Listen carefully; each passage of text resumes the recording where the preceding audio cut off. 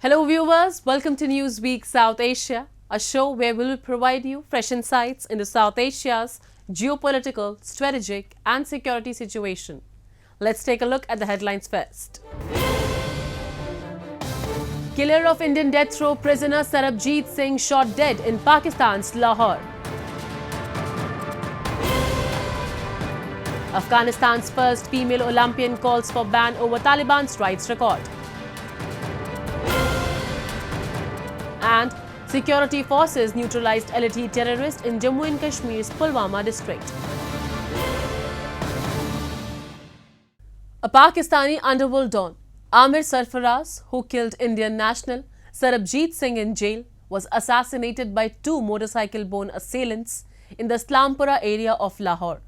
Sarabjit Singh was lodged in Kot Lakhpat jail. He died in the year 2013 after he was attacked by bricks, sharp metal sheets, iron rods and blades. Sarfaraz, who had close connection with LeT Founder Hafeez Saeed, was said to be behind the attack on the directions of Pakistan's spy agency ISI. Our report will give you the details. On April 14th, two unknown gunmen assassinated Indian death row prisoner Sarabjit Singh killer Amir Sarfaraz in Lahore, Pakistan. Amir Sarfaraz Tamba, known as the real Don of Lahore, had a dark history intertwined with violence and criminal activity. He was a close associate of Lashkar-e-Taiba founder Hafeez Saeed, a group infamous for the 26/11 Mumbai attacks in India. Tamba was among those accused of brutally assaulting Sarabjit Singh in jail, an incident that resulted in Singh's tragic death in 2013. Upon hearing news of Tamba's killing, Swapandeep Kaur, Sarabjit Singh's daughter, expressed a mix of satisfaction and suspicion, alleging a possible conspiracy involving the Pakistani government behind Tamba's death, emphasizing her belief that true justice was yet to be served. जिन्होंने पापा पे उस time पे हमला करके उनको बुरी तरह से घायल कर दिया था जेल में, उसके बाद उनकी वहां पर मौत हो गई थी पाकिस्तान की जेल में ही। उनमें से एक जो शख्स था उसको कल गोलियों से मार के उसकी हत्या की गई है, कुछ मीर सरफराज, जिसपे मैं यही कहना चाहती हूँ कि जैसे हम कहते हैं कि कर्मों का फल यहीं पर ही मिलता है, ये उसके कर्मों का ही फल है। लेकिन इसके साथ ही मुझे लगता है एक बहुत बड़ी साजिश भी है ये पाकिस्तान की ही सरकार की तरफ से, क्योंकि ऐसे ही हो सकता है बहुत सारे राज हों जो उनको लगता हो कि बाहर ना आ जाएं दुनिया के सामने, क्योंकि ये भी एक पाकिस्तान सरकार की और वहाँ की एजेंसियों की ही एक मिली भुगत के जो है कारण इन्होंने एक साजिश रच के ही मेरे पापा का वहाँ जेल में कत्ल करवाया था। Sarabjit Singh was a poor Indian farmer hailing from Bikhivint, a town in Punjab's Taran district. His story paints a tragic picture of misunderstanding and injustice. Singh unknowingly crossed into Pakistan in an inebriated state in 1990. Initially missing for 9 months, Sarabjit was suddenly arrested following a bomb blast in Pakistan that killed 14 Pakistani citizens. Moreover, he was not accused as Sarabjit Singh but as Manjeet Singh. The Pakistan authorities captured Sarabjit and accused him of being a spy on a terror mission from India. His case went through several legal proceedings over the years, with appeals made by his family and supporters for his release or clemency. Despite international appeals for his release and clemency, including efforts from the Indian government and human rights organizations, Sarabjit's legal battle in Pakistan culminated in a death sentence in 1991, a decision repeatedly postponed but never overturned. Throughout his incarceration in Lahore's Kot Lakhpat jail, Sarabjit faced severe torture and a constant struggle to prove his innocence. Then, in 2013, a brutal attack by fellow inmates, including Amir Sarfaraz, left Sarabjit Singh in a coma. Singh's daughter believes this attack was orchestrated by collusion between Pakistani authorities and inmates, which ultimately led to his death. बहुत सारे प्रयास किए गए थे जब पापा jail में थे, और जब उनकी मृत्यु भी हुई उसके बाद भी हमने बहुत कोशिश की थी कि इसको इंटरनेशनल लेवल पे उठाया जाए कि उनकी हत्या आखिरकार कैसे की गई, जैसे कि जबकि वो एक हाई सिक्योरिटी जेल के अंदर थे, एक सॉलिटरी कन्फाइनमेंट में। ऐसी जगह पे जाना किसी आम कैदी जो बाकी वहां पर रह रहे थे उनके बस की बात नहीं थी, बिना के अथॉरिटीज के वहां मिली भुगत। The killing of Sarabjit Singh, a victim of mistaken identity, ignited widespread outrage in India, with many believing that he was targeted because of his Indian nationality and the contentious relationship between India and Pakistan. Here, he was seen as a victim of a flawed system, not a spy. Now the man accused of playing a part in that tragedy is dead himself, gunned down by unknown assailants in Lahore.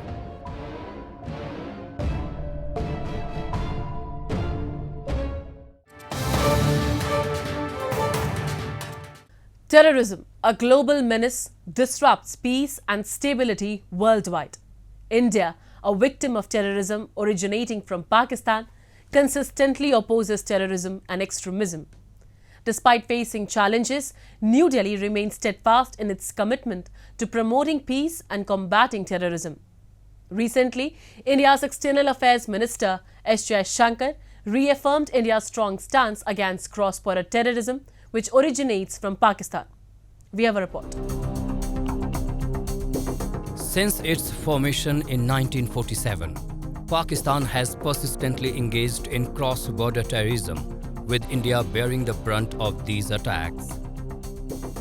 This pattern includes notorious incidents such as the 2001 assault on the Indian Parliament, the 2005 Delhi bombings, the 2008 Mumbai terror attack, as well as assaults on the Pathankot air base and the army camp in Uri, all linked to Pakistan-backed terrorism. With regard to the India has consistently condemned Pakistan's sponsorship of terrorism on global platforms.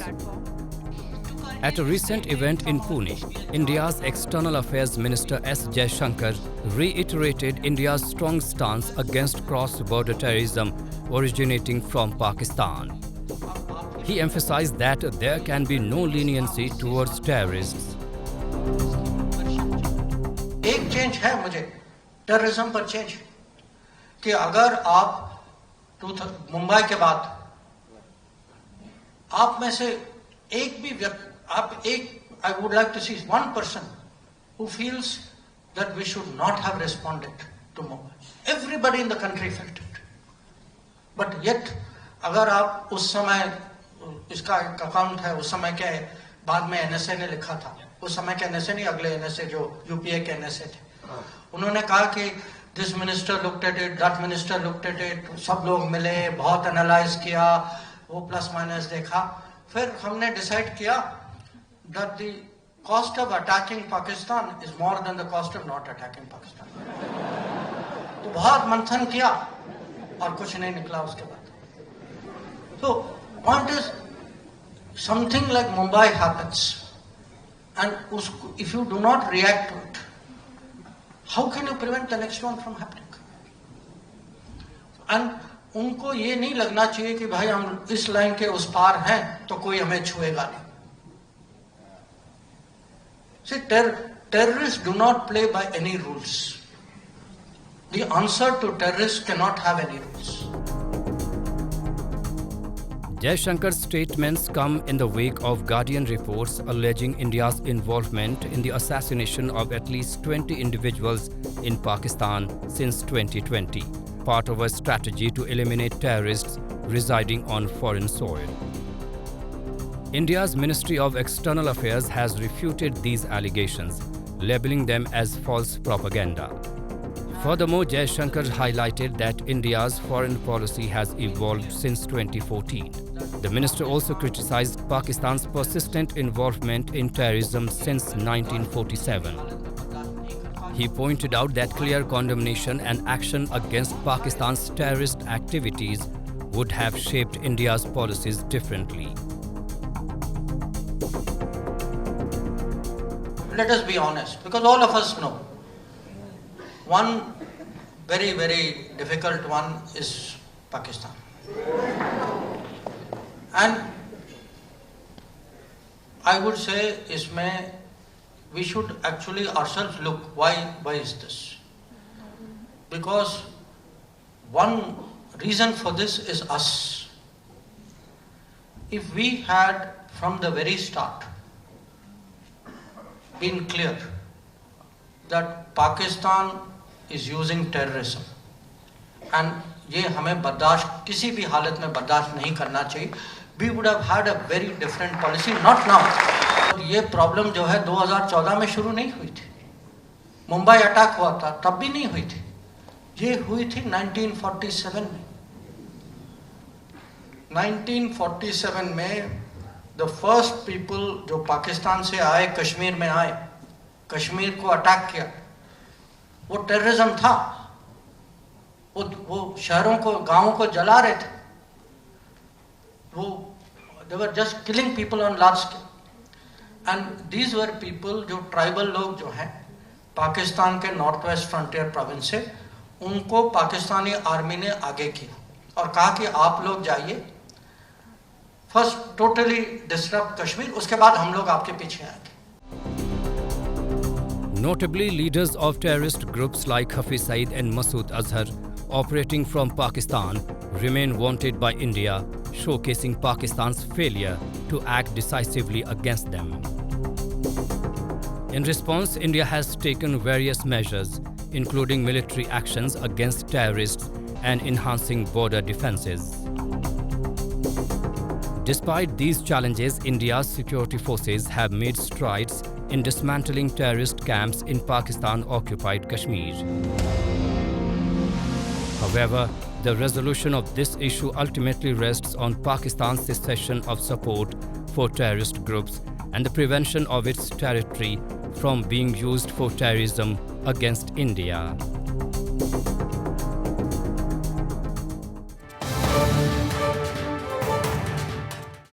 Let's now turn our attention to Afghanistan, where the first woman to represent the country at the Olympics, Friba Rezai, has a brave and tenacious journey from athlete to activist.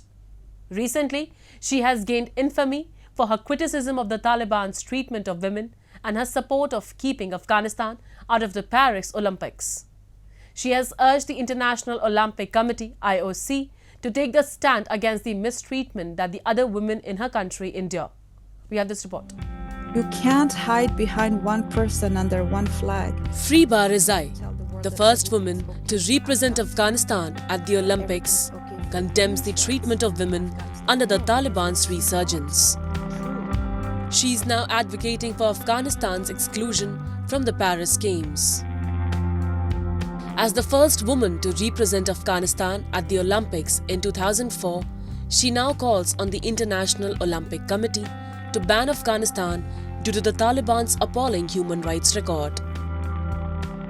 Residing in Vancouver, Canada since 2011, Riazi has founded Women's Leader of Tomorrow, a non-profit offering scholarships and educational programs for Afghan women, including athletes. Despite facing threats for her activism, she remains resolute in her mission to protect Afghan women's rights.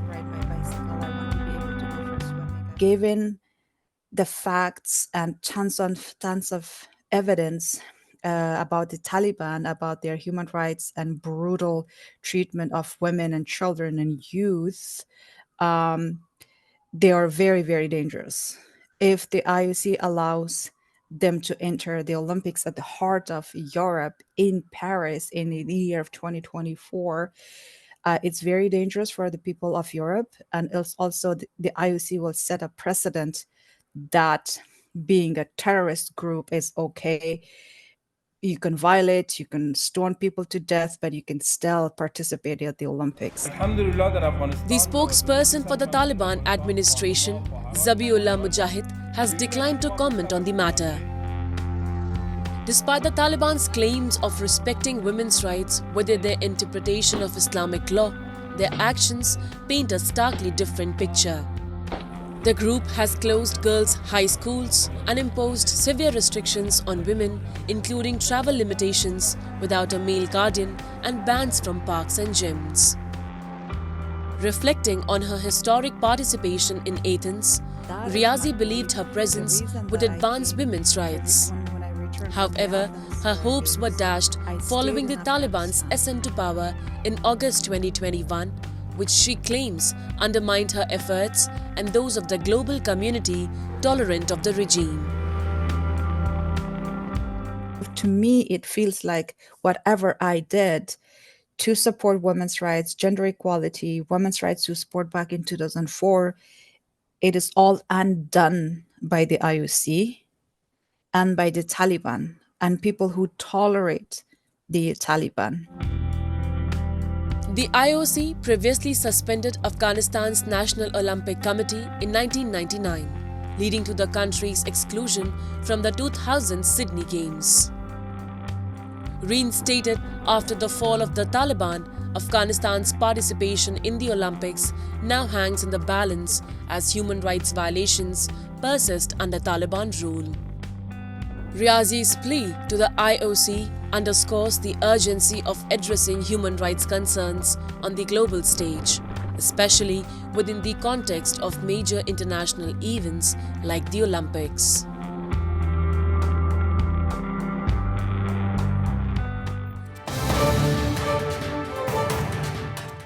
In Jammu and Kashmir, terrorists supported by Pakistan are attempting to destabilize the peace and create chaos in the Union territory. However, the security forces in Jammu and Kashmir are operating at a heightened state of readiness, diligently working to dismantle the terrorist network within the region. In a recent operation, the Jammu and Kashmir police, in cooperation with security forces, successfully eliminated a Lashkar terrorist in Pulwama district, South Kashmir. Police records affirm the involvement of the slain terrorist in various terrorism-related offences. On the 11th of April, a fierce confrontation unfolded between security forces and terrorists in the district of Pulwama in Jammu and Kashmir. This skirmish was instigated following the receipt of intelligence reports indicating the presence of terrorists in the vicinity.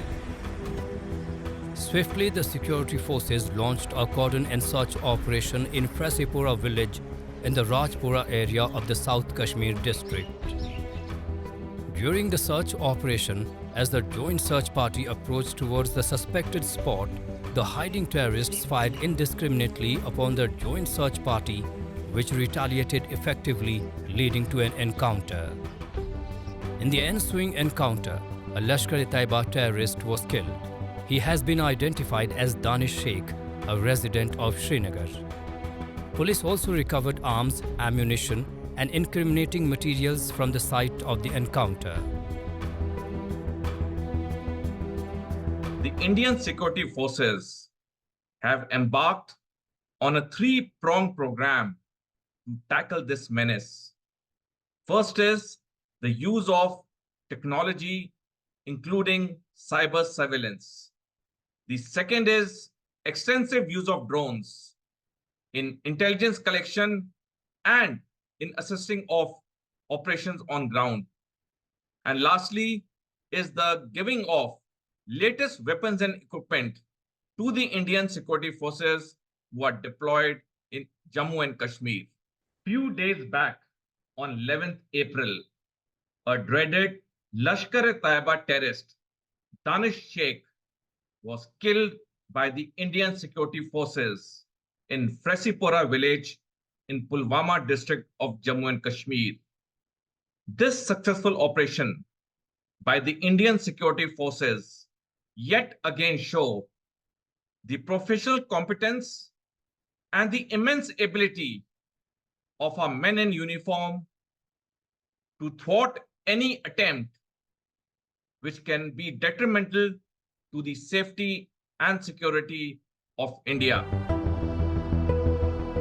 A large number of terrorists with backing from Pakistan remained concealed within Jammu and Kashmir, persistently seeking opportunities to execute acts of terror and disrupt the peace within the region. Yet, despite the nefarious intentions harbored by Pakistan-based terrorists, counter-terrorism operations have exhibited remarkable success in quelling the menace within Jammu and Kashmir. In the month of January this year, a Lashkar-e-Taiba terrorist who was involved in the killing of an army personnel and non-local laborers killed in an encounter with security forces in Jammu and Kashmir's Shopian district.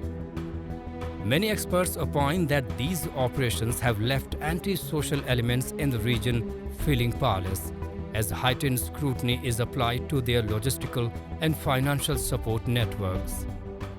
Pakistan's persistent endeavors to disrupt the peace in India is not a new phenomenon. Till Pakistan will exist as a nation, it will continue to support terrorism in Jammu and Kashmir. Hence, to counter this Pakistani threat, we need to take 3 steps. 1, keep on increasing our military deterrence and capabilities. Second, the indoctrination of Kashmiri youth happening in some madrasas need to be curtailed and ensure that the madrasas impart modern education. And lastly, the justice system in our country has to be swift within a specific time frame. In response to these unrelenting attempts, India has meticulously implemented a comprehensive framework designed to thwart individuals dispatched and supported by Pakistan. This multifaceted approach involves the Border Security Force intercepting drones engaged in the illicit transport of drugs and ammunition on Indian soil, while the National Investigation Agency conducts targeted raids to disrupt the financial networks supporting terrorists within India. Furthermore, India's deeply entrenched intelligence network plays a pivotal role by supplying crucial information that informs ground-level counter-terrorism operations conducted by the police and the army, thereby ensuring the preservation of peace in the Union territory despite Pakistan's recurrent malevolent endeavors.